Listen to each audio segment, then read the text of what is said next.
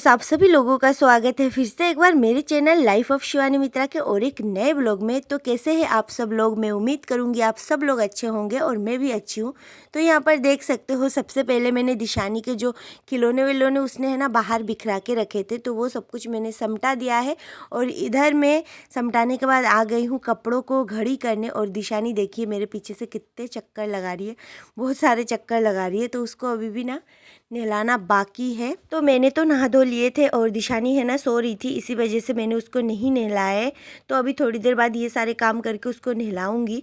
तो चलिए अभी है ना कपड़ों को घड़ी कर लेती हूँ। और यहाँ पर है ना सब लोगों के कपड़े है ना एक साथ इधर उधर हो रहे हैं, तो सबके कपड़े अपने अपने जगह पे सेट करके रख दूँगी, क्योंकि यहाँ पर प्रेस व्रेश का काम भी चलता है, तो ये जगह खाली होना भी ज़रूरी है। फिर है ना सारे कपड़े एक जगह पे रहते हैं ना तो कुछ मिलता भी नहीं है।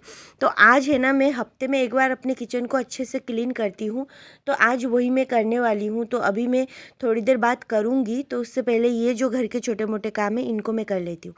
तो सबसे पहले अभी लेके जा रही हूँ भैया के कपड़े, तो उसके रूम में रख दूँगी। और फिर जाके यहाँ पर दिशानी के कपड़े जो मैं उसके बैग में रख दूँगी, और फिर मेरे कपड़े जो मेरे बैग में रख। और दिशानी अभी उठ के घूम रही है, तो उसकी भी हालत ख़राब हो रही है, तो उसको मैं नहलाऊँगी। नहलाने के बाद उसको दूध पिला के फिर से ट्राई करूँगी कि वो सो जाए एक बार। और बाहर इतनी ज़्यादा धूप है ना, बहुत ज़्यादा धूप है, पर दिशानी को लेके भी जाऊँ तो कहाँ जाऊँ इस धूप में। तो उसको मैं नहला धुला के सुला के आई हूँ, और अब जाके मैं कर रही हूँ मेरे जो भी किचन का काम है, जो मैं हफ्ते में एक बार क्लीन करती हूँ किचन को अच्छे से, तो वही मैं कर रही हूँ। तो सबसे पहले ना यहाँ पर मैंने सारे जो गैस स्टोव के मोटे मोटे कचड़ा थे ना, वो सब कुछ मैंने निकाल दिए हैं, और सारे बर्तन मैंने इकट्ठा कर लिया है। और बर्तनों को एक एक बार मैं पानी से निकाल रही हूँ, साइड रखूँगी, तो इसको है ना मांजने में बहुत आसानी हो जाती है। तो इसी वजह से मैं ऐसा कर लेती हूँ कभी कभार। तो थोड़े थोड़े बर्तन में मांजती हूँ और धोती हूँ। और है ना आज है ना मुझे हर जगह पे धूल ही धूल नज़र आ रहा है, जैसे कि नीचे चावल आटे के डब्बे और फिर जाके और भी खाने पीने के सामान के डब्बे, उसके ऊपर धूल बारीक बारीक जमी जाते हैं। ये तो 2-3 दिन में जम जाते हैं, तो उसको सबको मैं साफ़ करूँगी। तो चलिए सबसे पहले मैं बर्तन धो लेती हूँ, फिर मैं आप लोगों के साथ मिलती हूँ।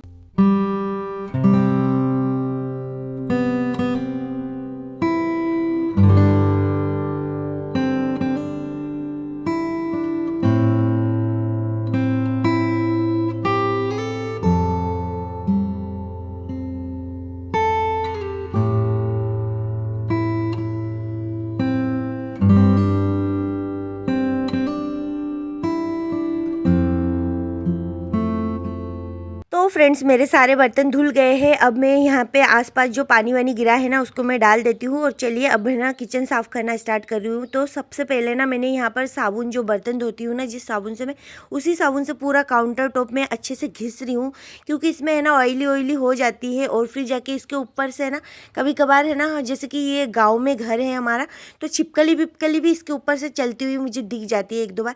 तो इसी वजह से मैं इसको तो डेली तो पोंछती ही हूँ अच्छे से। और फिर जाके हफ्ते में एक बार इसको मैं या फिर मम्मी दोनों में से कोई भी साबुन से अच्छे से रगड़ के पोंछ लेते हैं। बार बार ये किचन टॉवल को धो के निचोड़ के इसको अच्छे से पोंछ लेते हैं, तो ये धोने से कोई कम नहीं है।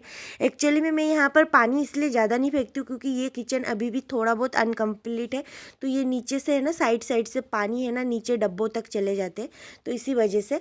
तो यहाँ पर है ना बहुत सारी चीज़ें, मतलब मसाले वाले खाना वाना बनता रहता है, तो वो सब कुछ है ना, मतलब तेल बहुत ज़्यादा मतलब उसमें से निकलते हैं, तो आसपास चिपक जाते हैं। तो इसी वजह से ये देखिए मैं यहाँ पर घिस रही हूँ ना, फिर भी ऑयली ऑयली लग रहा है। हालांकि आप लोगों को तो पता ही है, मैं रोज़ यहाँ पर पानी से 2-3 बार नेपकिन से अच्छे से पोंछती हूँ, पर फिर भी है ना इसको घिसना ही पड़ता है।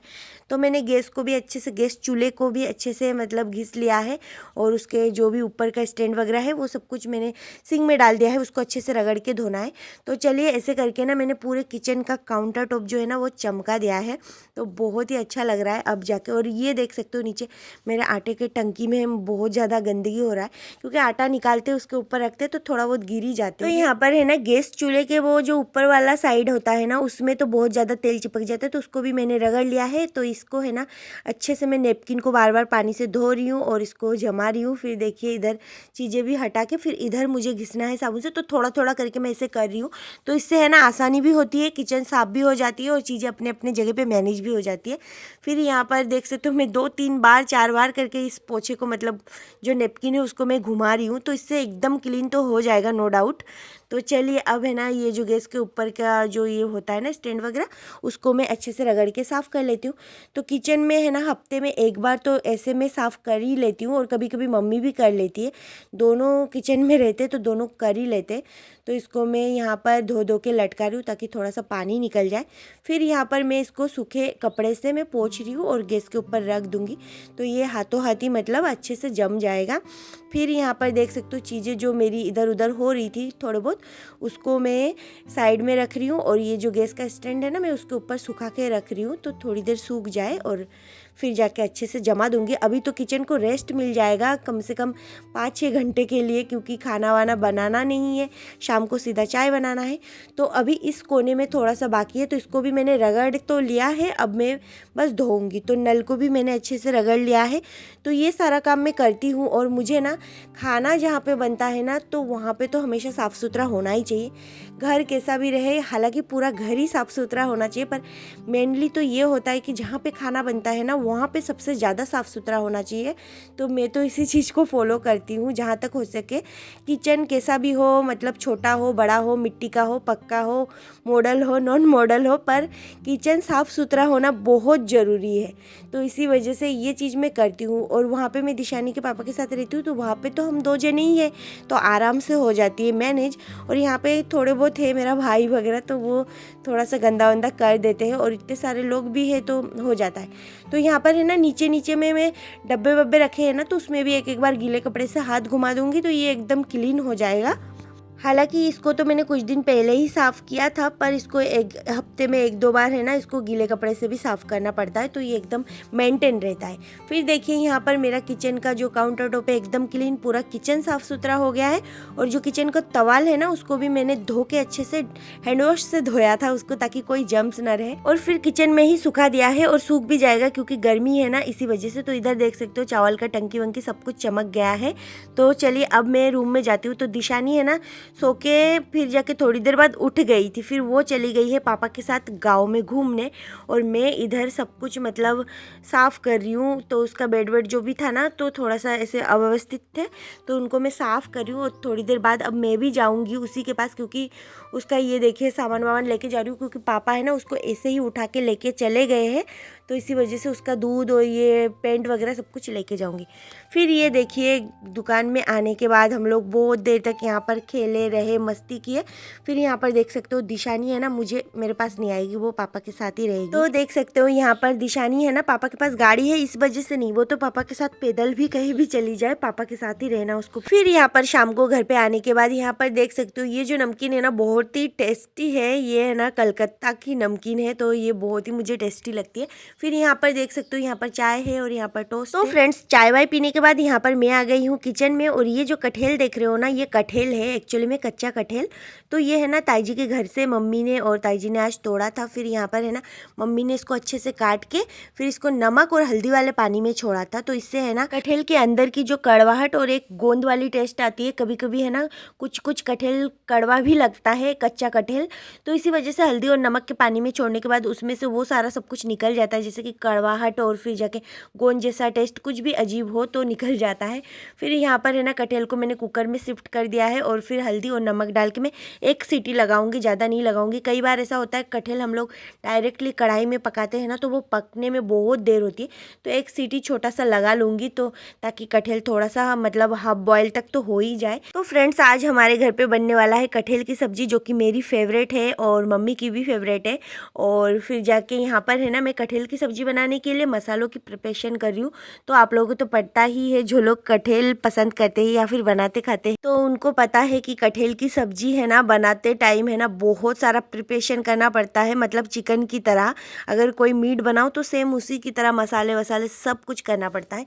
तो यहाँ पर देख सकते हो मैंने प्याज को बारीक कट कर लिया है, कुछ लहसुन साबुत रखा है, उधर मैंने लहसुन अदरक का पेस्ट बना के रखा था, और इधर मैंने टमाटर रखा है। और इधर देखिए कटहल हमारा जो है एक सीटी लग चुका था, तो इसको मैं निकाल लूँगी पानी से, तो नहीं तो फिर ये ज़्यादा देर रहेगा ना तो एकदम गल जाएगा।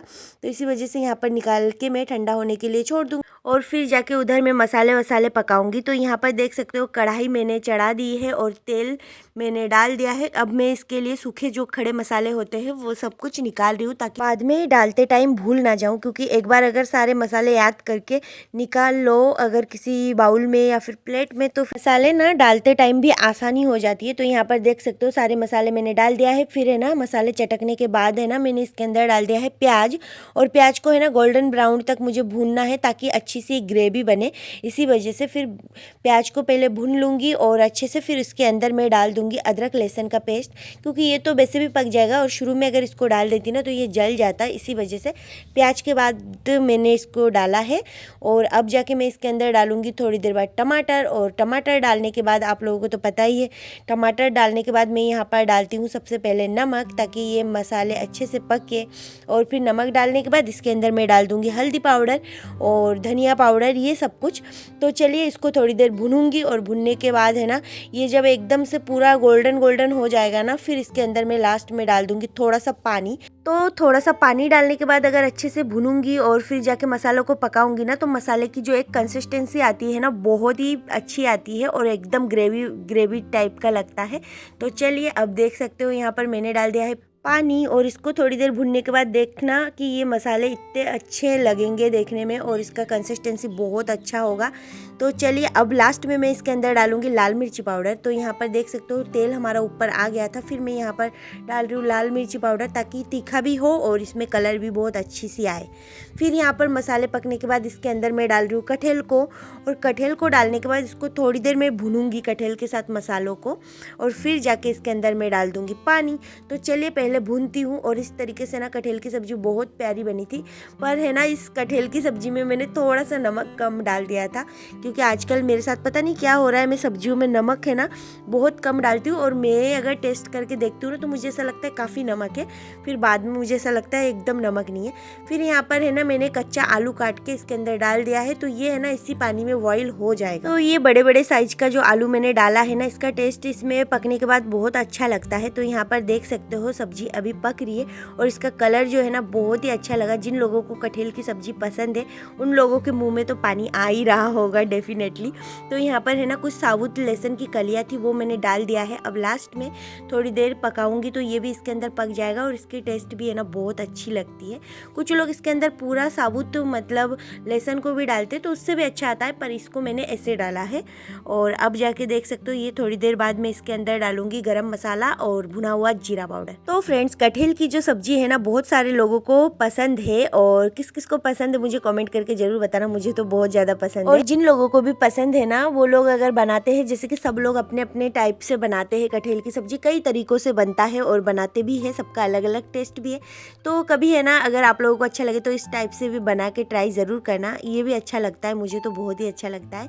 तो चलिए देख सकते हो मेरे कटहल की जो सब्जी है ना बन गई है। लास्ट में मैं इसके अंदर थोड़ा सा भुना हुआ जीरा पाउडर डाल रही हूँ, और फिर जाके कटहल की जो सब्जी है ना उसका फाइनल लुक देख सकते हो। तो यहाँ पर है ना मैं ये जो कटहल की सब्जी है ना इसमें से थोड़ा सा मतलब ताई जी के घर पे दे के आऊँगी, क्योंकि ना ताई जी ने आज बनाया नहीं कटहल की सब्जी, तो मैंने सोचा कि मैं दे के आ जाती हूँ। और इतना सारा तो मम्मी और मैं नहीं खा पाऊँगी, पापा भी नहीं खा पाएंगे और भाई तो खाते नहीं है, तो इसी वजह से इसमें से थोड़ा बहुत ताई जी को दे के आ जाऊँगी। तो यहाँ पर देख सकते हो ताई जी के लिए मैंने ये कटोरी बड़ा सा एक कटोरी का सब्जी निकाल लिया है और इसको मैं दे के आऊँगी। तो फ्रेंड्स आज का ये ब्लॉग है ना मैं यहीं पे एंड करूँगी।